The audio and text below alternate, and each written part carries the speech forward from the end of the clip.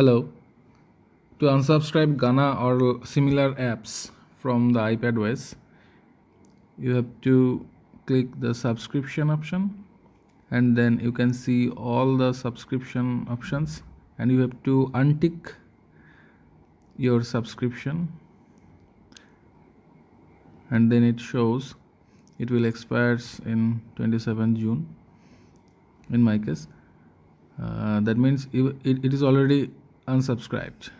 The another method is you have to go to settings, and then the option password and accounts, and then you have to go iCloud.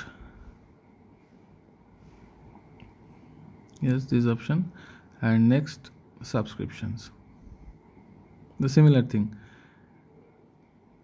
you can see all the subscription here and untick the particular option, and you can unsubscribe